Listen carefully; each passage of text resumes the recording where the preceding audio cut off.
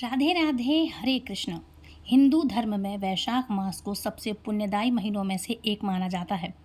आज हम इसकी अद्भुत कथा सुनेंगे। बहुत समय पहले की बात है, जब एक साधारण व्यक्ति ने वैशाख मास का व्रत रखा और उसके जीवन में चमत्कार हुआ। वैशाख मास की पावन कथा का श्रवण करने से सभी पाप नष्ट हो जाते हैं और वैशाख की कथा सुनने से सुख, शांति, पुण्य की प्राप्ति होती है और सभी दुखों से आपको छुटकारा ज़रूर से मिलता है। इसलिए वैशाख मास पवित्र, पावन और बहुत ही पुण्यदायी है। भगवान की भक्ति एक ऐसा खजाना है जो कभी भी कम नहीं होता और ना ही समाप्त होता है, बल्कि जितना हम अपने जीवन में इसको उतारते हैं उतना ही अधिक हमारे जीवन को समृद्ध बनाता है। वैशाख मास में हमें इस खजाने को पाने की विशेष अवसर देता है ये वैशाख मास भगवान श्री हरि विष्णु। जब हम भगवान की कथाओं में स्वयं को जोड़ लेते हैं, उनके प्रवचन सुनते हैं, उनकी कथाएं सुनती हैं, मतलब हम भगवान से अपने आप को कनेक्ट कर लेते हैं, तो हमारे मन, मस्तिष्क और चेतना को तो हमारे जीवन में एक नई ऊर्जा मिलती ही है। साथ ही साथ सकारात्मकता का संचार होता है। यह समय उस दिव्यता को अपने अंदर अनुभव करने का है।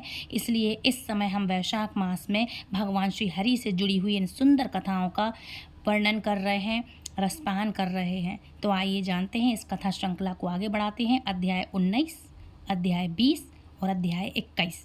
आज हम एक साथ 19 से लेकर 21 अध्याय तक संपूर्ण कथा सुनेंगे। आज की कथा आरंभ करते हैं तो नैमिषारण्य में एकत्रित सभी ऋषियों ने पूछा, हे महाभाग सूत गोस्वामी, अनायास ही सभी कार्यों को कर देने वाले प्रभु श्री रामचंद्र जी ने अगाध समुद्र में किस प्रकार सेतु बांधा था? सेतु तीर्थ में और गंधमादन पर्वत पर कितने तीर्थ हैं? यह सब कुछ हमें बतलाइए। यह सुनकर श्रील सूत गोस्वामी जी ने कहा, हे मुनिवरों, पिता की आज्ञा से भगवान श्री राम सीता जी और लक्ष्मण जी के साथ दंडकारण्य के अंतर्गत पंचवटी में निवास करने लगे थे। वहाँ रहते हुए महात्मा रघुनाथ जी की पत्नी सीता को मारीच द्वारा छल करके रावण ने हरण कर लिया था। श्री राम उस वन में अपनी पत्नी सीता को खोज रहे थे और खोजते हुए किष्किंधा में पंपा सरोवर के तट पर गए। ये सभी आपने रामायण में सुना होगा। वहाँ उन्होंने कोई वानर दिखाई दिया उनको, और उस वानर ने निकट आकर श्री रामचंद्र जी से पूछा, आप कौन हैं? तब उन्होंने अपना सारा वृतांत आरंभ करके कह सुनाया। उसके बाद श्री राम ने वानर से पूछा, तुम कौन हो भाई? तब उस महात्मा ने अपना परिचय देते हुए कहा, मैं सुग्रीव का मंत्री हनुमान नामक वानर हूँ। सुग्रीव के भेजने से मैं यहाँ आया हूँ। वे आप दोनों से मित्रता करना चाहते हैं। आपका कल्याण हो। आप दोनों शीघ्र ही सुग्रीव के पास चलें। यह सुनकर श्री राम ने कहा, बहुत अच्छा, चलिए। सुग्रीव के साथ भेंट करने के बाद सुग्रीव ने उसके साथ अग्नि को साक्षी बनाकर मित्रता स्थापित की श्री रामचंद्र जी के साथ, और श्री रामचंद्र जी ने उनसे बाली के वध की प्रतिज्ञा ली, और सुग्रीव ने सीता देवी को पुनः खोज लाने की प्रतिज्ञा भी की। इस प्रकार प्रतिज्ञा पूर्वक परस्पर विश्वास जो है एक दूसरे के ऊपर करके वे दोनों नरराज और बानर प्रसन्नता पूर्वक ऋषि मुख पर्वत पर रहने लगे। श्री रामचंद्र जी ने सुग्रीव को अपनी शक्ति का विश्वास दिलाने के लिए दुंदुभी दानव के शरीर को शीघ्र ही पैर के अंगूठे से मार करके अनेक योजन दूर फेंक दिया, और एक ही बाण से 7 ताल, मतलब जो ताड़ के वृक्ष होते हैं, वो भी काट डाले। यह सब देखकर सुग्रीव के मन में बड़ी प्रसन्नता हुई। उन्होंने श्री रामचंद्र जी से कहा, रघुनंदन, मुझे इंद्र आदि देवताओं से भी भय नहीं है, क्योंकि आप जैसे अत्यंत पराक्रमी वीर मुझे मित्र के रूप में प्राप्त हुए हैं। मैं कालापति रावण को मारकर आपकी पत्नी सीता को अवश्य लेकर आऊँगा। उसके बाद लक्ष्मण, सुग्रीव और महाबली श्री राम जी बाली के द्वारा सुरक्षित किष्किंधा पुरी में गए। वहाँ बाली को युद्ध के लिए बुलाने की इच्छा से सुग्रीव ने गर्जना की, वो भी रामचंद्र जी के कहने पर। अपने छोटे भाई की गर्जना बाली सह नहीं सका। वो अंतापुर से बाहर आया और सुग्रीव से युद्ध करने लगा। बाली के मुक्के की मार से आहत होकर सुग्रीव व्याकुल हो गया और शीघ्र ही वहाँ से चला गया। तब श्री राम ने सुग्रीव के गले में एक बार वो युद्ध करके चला गया, भाग गया। अब भगवान समझ नहीं पाए, दोनों एक जैसे लगते थे। उसके बाद जब दूसरी बार भगवान ने युद्ध करने के लिए भिजाया सुग्रीव को, तो भगवान ने सुग्रीव के गले में एक माला पहनाई और पहचानने के लिए एक चिन्ह स्वरूप के भाई आपके लिए ये माला है। फिर पुनः युद्ध के लिए उन्हें भेजा। सुग्रीव ने फिर से गर्जना करके बाली को ललकारा और श्री रामचंद्र जी की प्रेरणा से उसके साथ बाहु युद्ध करने लगा। उसी समय रघुवेंद्र ने एक ही बाण से, अर्थात रामचंद्र जी ने एक ही बाण से बाली को मार डाला और उसके मारे जाने पर सुग्रीव ने किष्किंधा के राज्य पर अधिकार प्राप्त किया। तत्पश्चात वर्षा बीत जाने पर वानर राज सुग्रीव सीता जी को खोज लाने के लिए वानरों की विशाल सेना के साथ राजकुमार श्री राम और लक्ष्मण के समीप आए। देवी सीता की खोज हेतु उन्होंने बहुत से वानरों को सभी दिशाओं में भेजा। वायुपुत्र हनुमान जी ने लंका में जाकर के विदेह नंदिनी सीता का पता लगाया और वहां से लौटकर माता सीता द्वारा दी गई चूड़ामणि श्री रामचंद्र जी को भेंट की। उसे प्राप्त करके श्री रामचंद्र जी को हर्ष और शोक दोनों हुआ। तत्पश्चात सुग्रीव, लक्ष्मण, हनुमान, जाम्बन और नल आदि अन्य वानर वीरों के साथ श्री रघुनाथ जी ने अभिजीत मुहूर्त में यात्रा प्रारंभ की और अनेक प्रकार के देश को लांघ करके वे महेंद्र पर्वत पर पहुँचे। वहाँ चक्र तीर्थ में जाकर के उन सब ने निवास किया। वहीं पर राक्षस राज रावण के भाई धर्मात्मा विभीषण जी आकर के श्री रामचंद्र जी से मिले। श्री राम ने स्वागत पूर्वक उनका सत्कार किया और उनका आतिथ्य स्वीकार किया। उसी समय उन्होंने उन्हें समस्त राक्षसों के राज्य पर अभिव्यक्त कर दिया। श्री राम ने सूर्यनंदन सुग्रीव को अपना श्रेष्ठ मंत्री नियुक्त किया और कुछ विचार करते हुए सुग्रीव आदि से कहने लगे कि हे मित्रों, आपने इस समुद्र को लांघने के लिए कौन सा उपाय सोचा है? यह सुनकर सुग्रीव ने हाथ जोड़कर कहा, भगवान, हम सब लोग नाना प्रकार की नावों से समुद्र को पार करेंगे। यह सुनकर विभीषण ने कहा, राजा सगर के पुत्रों ने वरुण के निवास भूत इस समुद्र को खोदा है, इसलिए श्री रामचंद्र जी को समुद्र की शरण में जाना चाहिए। यह सुनने के बाद, यह सब कुटुंबी हैं, अतः समुद्र इनका कार्य अवश्य ही सिद्ध करेगा। यह सुनकर श्री रामचंद्र जी ने वानरों को समझाते हुए कहा, हे श्रेष्ठ वानरों, हमारी सेना के लिए बहुत सारी नौकाएं चाहिए होंगी जो कि यहाँ उपस्थित नहीं हैं। अगर व्यापारी वानियों की नाव ले ली जाए तो उनकी बड़ी हानि हो जाएगी और हम ऐसे लोगों का ऐसा अनुचित कार्य कभी नहीं कर सकते। हमारी सेना का विस्तार बहुत ही अधिक है, बहुत बड़ी सेना है। अगर नाव पर बैठकर या फिर तैर कर समुद्र में जाएंगे तो यह छिद्र देख करके कोई भी शत्रु हम पर प्रहार कर देगा, ये सब दृश्य देख करके। इसलिए तैर कर जाना, यह नाव से पार करना मुझे ठीक नहीं लगता। विभीषण की बात मुझे सुखदायक नहीं लगी है। कौन कहता है? भगवान श्री राम बोलते हैं। इसलिए मार्ग की सिद्धि के लिए मैं इस समुद्र की उपासना करूँगा। अगर वह मार्ग नहीं दिखाएगा तो अपने महान अस्त्रों से मैं इसे जलाकर राख कर दूंगा। ऐसा कहकर श्री रामचंद्र जी लक्ष्मण के साथ समुद्र के जल का स्पर्श करके तट पर बिछाए हुए कुशा के आसन पर बैठ गए और श्री रामचंद्र जी नीति के ज्ञाता और धर्म पारायण थे। उन्होंने समुद्र से मार्ग की प्राप्ति के लिए 3 रात्रि उनकी उपासना की और यथा योग्य सामग्रियों द्वारा उनका पूजन किया, लेकिन फिर भी समुद्र ने स्वयं को श्री रामचंद्र जी के सामने प्रकट नहीं किया। और यह देखकर श्री रामचंद्र जी को समुद्र पर बड़ा क्रोध आया। उनकी आंखें लाल हो गई। उन्होंने पास ही बैठे हुए लक्ष्मण से कहा, हे सुमित्र नंदन, आज मैं अपने बाणों से समुद्र निवासी मगर आदि जल जंतुओं को छिन्न भिन्न करते हुए इस सागर के जल को क्षण भर में भस्म कर दूंगा, इसको सुखा दूंगा। जब श्री राम ने ऐसा कहा तो फिर एक दिव्य चमत्कार हुआ। और वह क्या था? वह अब मैं आपके लिए अध्याय 20 में सुना रही हूँ, इसके आगे की कथा कि क्या हुआ इसके पश्चात अध्याय 20 में प्रभु श्री रामचंद्र जी ने 3 रात्रि तक उपासना की और समुद्र की उपासना की, लेकिन फिर भी समुद्र उनके समक्ष प्रकट नहीं हुआ। और यह देखकर प्रभु श्री राम को अत्यंत क्रोध आ गया और उनकी आंखें लाल हो गईं और भगवान श्री राम ने कहा कि मैं सभी जीव जंतुओं और समुद्र का नाश कर दूंगा। अपने अमोघ बाणों द्वारा शंख, शुक्ति, मछली, मगर आदि सहित इन संपूर्ण जल निधि को भस्म कर डालूंगा। मुझे क्षमा युक्त देखकर यह मुझे असमर्थ समझने लगा है। मैंने पहले उससे शांतिपूर्ण ढंग से प्रार्थना की थी, लेकिन फिर भी वह अपने आप को मेरे सामने प्रकट नहीं कर रहा। हे लक्ष्मण, जाओ, तुम मेरा शीघ्र ही धनुष और सर्पों के समान बाण वाला तरकश लेकर के आओ। अब मैं सागर को सुखा दूंगा। मेरे वानर सैनिक पैदल ही इसे पार करेंगे। ऐसा कहकर भगवान श्री राम ने धनुष हाथ में लिया। वे उस समय त्रिपुर विनाशक शिव जी की भांति दुर्धर्ष प्रतीत हो रहे थे, मतलब भयंकर प्रतीत हो रहे थे। उन्होंने धनुष को खींचकर आगे बाणों से संसार को कंपित करते हुए उन भयंकर बाणों को उसी प्रकार छोड़ा जैसे भगवान शंकर ने त्रिपुरों के ऊपर बाण का प्रहार किया था। वे तेजस्वी बाण दशों दिशाओं को प्रकाशित करते हुए अभिमानी दानवों से भरे हुए समुद्र के जल में धंस गए और तभी समुद्र भयभीत होकर कांपने लगा।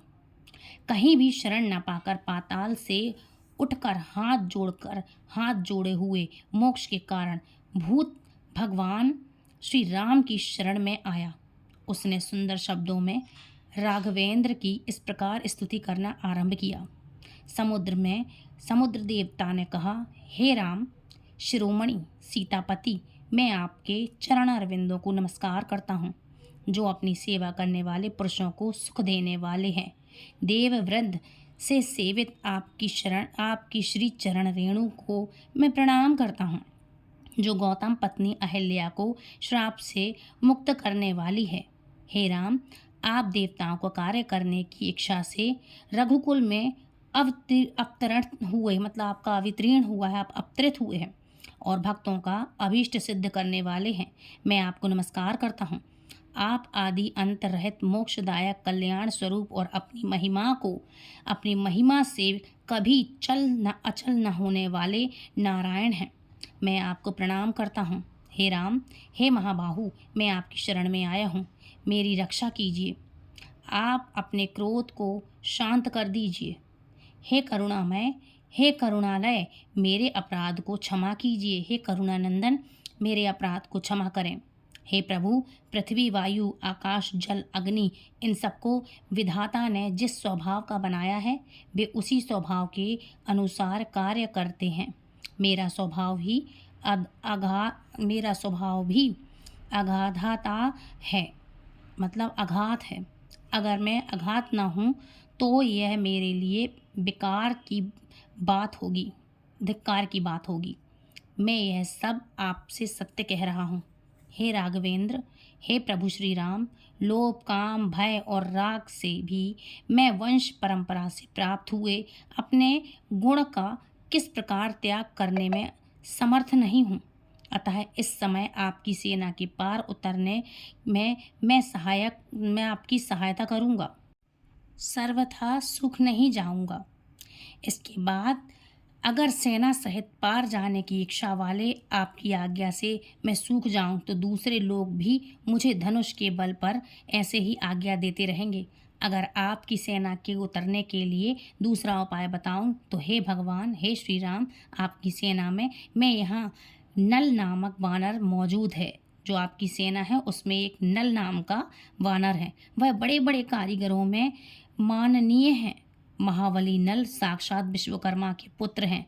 वे अपने हाथों से जो कुछ भी काष्ठ, तृण और पत्थर मेरे अंदर फेंकते हैं या फेंकेंगे, वह सब मैं पानी के ऊपर धारण कर लूँगा, अर्थात तैरते रहेंगी वो चीज़ें। वही आपके लिए सेतु बन जाएगा। उसी के द्वारा आप रावण का पतिल इस लंका नगरी में सेना सहित विशेष रूप से प्रवेश कर पाएंगे।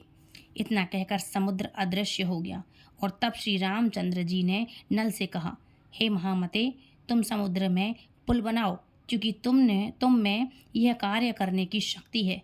यह सुनकर नल ने भगवान श्री राम से कहा, हे भगवान, मैं अगाध समुद्र में सेतु का निर्माण करूँगा। मंदराचल पर्वत पर विश्वकर्मा ने मेरी माता को वरदान दिया था कि तुम्हारा पुत्र मेरे ही समान शिल्प कर्म में निपुण होगा। इसलिए समस्त श्रेष्ठ बानर आज ही सेतु बांधना आरंभ कर दें। तब श्री रामचंद्र जी के भेजे हुए अतिशय बलवान बानर पर्वत गिरी शिखर लता तृण और वृक्षों को उठा उठा करके लाने लगे। वे सभी गरुण के समान वेगवान और विशालकाय बानर थे। नल ने समुद्र के बीचों बीच बहुत बड़ा पुल निर्माण किया जो 10 योजन चौड़ा और 100 योजन लंबा था। इस प्रकार सीता वल्लभ श्री राम ने विश्वकर्मा पुत्र बानर नल के द्वारा इस सेतु का निर्माण करवाया और इस सेतु पर पहुंचकर संपूर्ण बात की मनुष्य सब प्रकार के पातकों से मुक्त हो जाते हैं। श्री रामचंद्र जी ने लंका में जाने की इच्छा से बानरों द्वारा उस पवित्र पापनाशक सेतु जहाँ पर प्रारंभ करवाया था वह स्थान आगे चलकर लोगों में दर्वशयन के नाम से प्रसिद्ध हुआ और इस प्रकार समुद्र में सेतु बंधन की यह कथा कही गई है। इस कथा में जो भी स्थान पर अनेक जो कथा सुनते हैं, इस स्थान पर अनेक पवित्र तीर्थ भी हैं जिसमें 24 तीर्थ प्रधान हैं और वे सभी सेतु पर ही स्थिर हैं। मतलब वहाँ आज भी वो तीर्थ हैं। पहला है चक्र तीर्थ, दूसरा है बेताल बरद तीर्थ, तीसरा है पाप विनाशक तीर्थ जो सभी लोकों में विख्यात है। जिसके बाद सीता सरोवर नामक पुण्य तीर्थ है। मंगल तीर्थ के अनंतर में सभी पापों का नाश करने वाले अमृत का बाप जो है पापिका है। और फिर ब्रह्म कुंड है, हनुमंत कुंड है, अगस्त्य तीर्थ है, राम तीर्थ है, लक्ष्मण तीर्थ है, जय तीर्थ, लक्ष्मी तीर्थ, अग्नि तीर्थ, चक्र तीर्थ, शिव तीर्थ, शंख तीर्थ, यमुना तीर्थ, गंगा तीर्थ, गयाजी तीर्थ, कोटि तीर्थ और सानध्य अमृत तीर्थ और मानस तीर्थ, धनुष कोटि तीर्थ है। आपने देखा होगा आज भी काफ़ी सारी वीडियो में धनुष कोटि के नाम से जो देखते हैं धनुष तीर्थ है। ये ऋषियों यह सेतु के मध्य में स्थिर प्रधान जो है ये तीर्थ बताए गए हैं जो सभी पापों का अपहरण करने वाले हैं।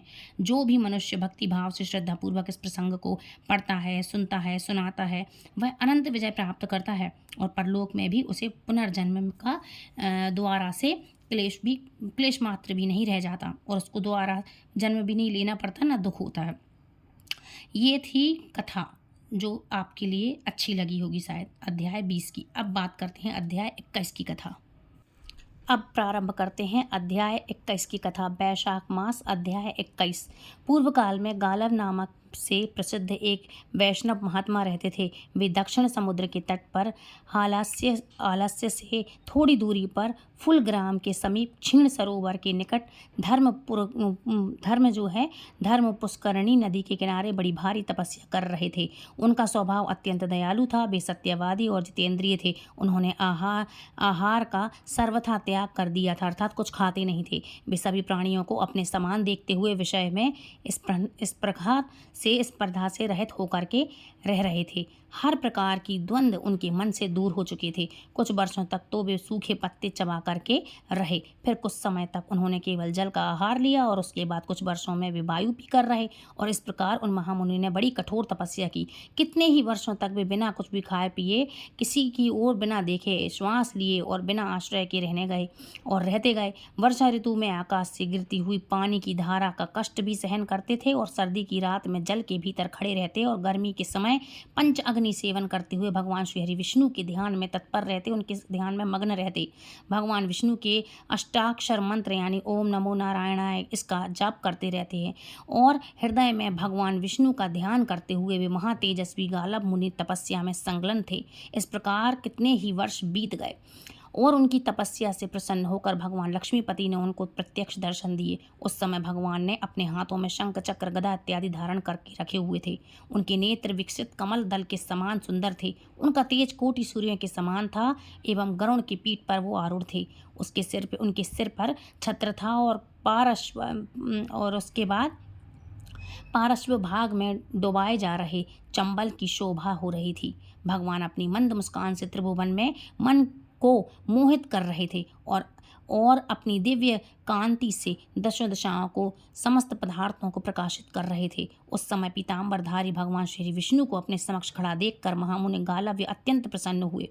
उन्होंने बड़ी भक्ति से भगवान जगदीश्वर का स्तवन किया और उन्होंने उनसे कहा कि हे शंख चक्र गदा धारण करने वाले देवादिदेव भगवान श्री विष्णु को मेरा नमस्कार है। नित्य शुद्ध सच्चिदानंद स्वरूपा श्री नारायण को मेरा नमस्कार है।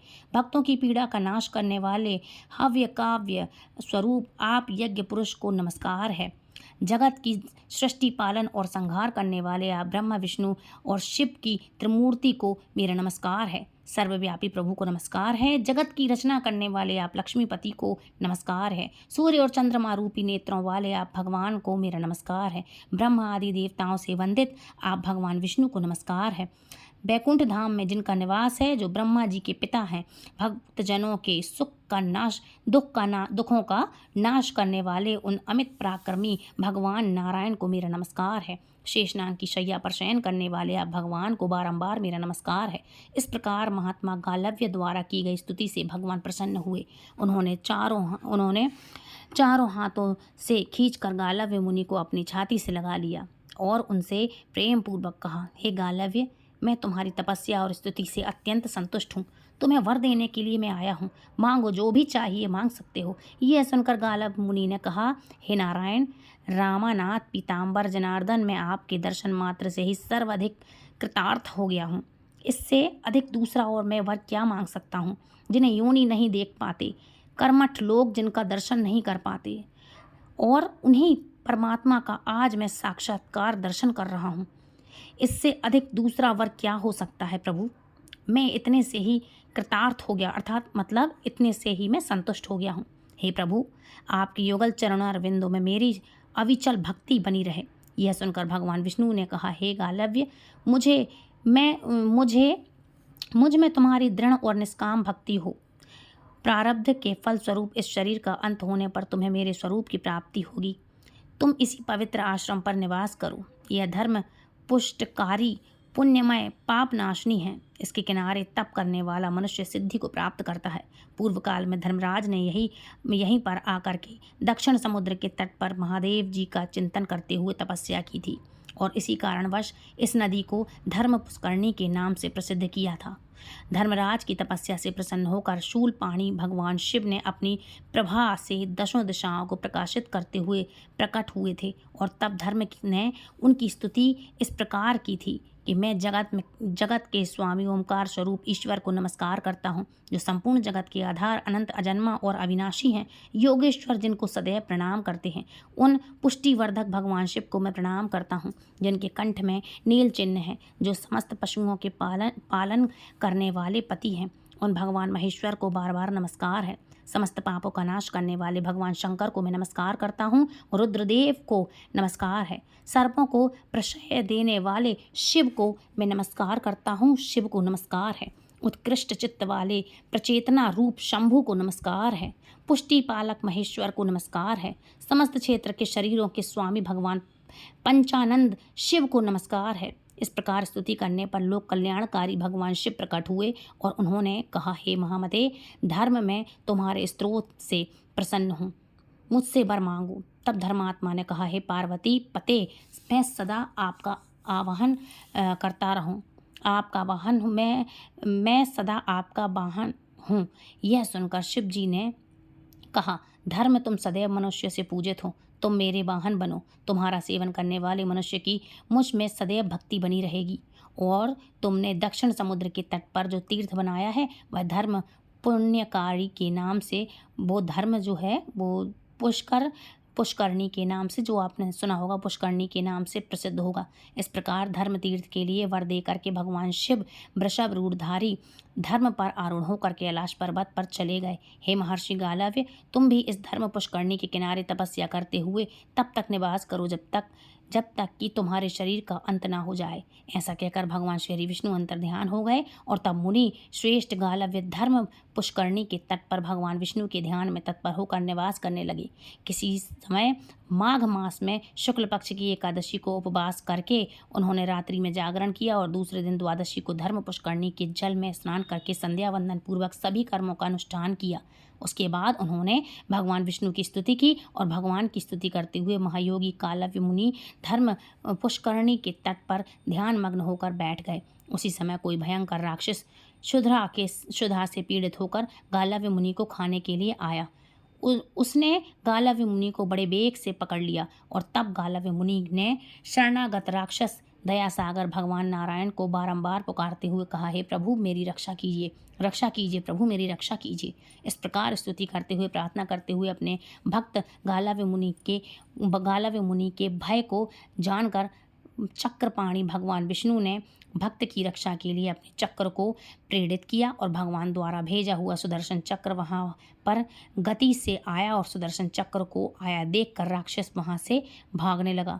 लेकिन ज्वालामालाओं से मंडित उस चक्र ने भागते हुए राक्षस का मस्तक सहसा धड़ से अलग कर दिया।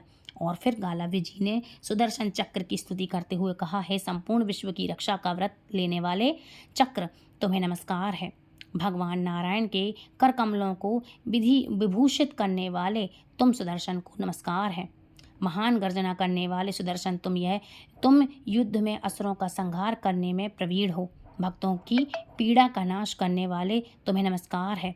हे सुदर्शन, तुम सदैव मुक्ति की इच्छा रखने वाले जगत के हित के लिए इसी तीर्थ में निवास करो। महर्षि गालव्य के द्वारा ऐसा कहने पर भगवान विष्णु के उस चक्र ने अपने सौहार्द से उन्हें प्रसन्न करते हुए कहा, हे गालव जी, यह महापुण्यमय और परम उत्तम धर्म तीर्थ है। मैं इसमें संपूर्ण लोगों के हित हेतु सदैव निवास करूंगा। आप सदैव भगवान विष्णु के भक्त बने रहेंगे और मेरे निवास से यह धर्म पुष्करणी बन जाएगा।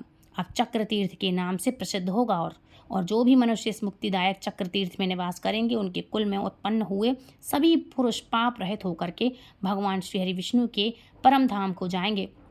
हे गालव्य, जो लोग यहाँ पितरों के लिए पिंडदान करेंगे वे स्वर्ग में जाते हैं और उनके पितृ भी यहाँ तृप्त हो जाते हैं।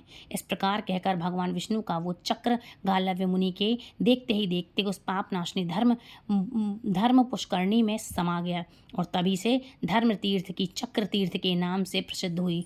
और जो भी मनुष्य धर्म तीर्थ उग्र समाधि योग में स्थिर गालव्य मुनि और सुदर्शन चक्र का एक बार भी स्मरण कर लेता है वह कभी भी पाप का भागी नहीं बनता।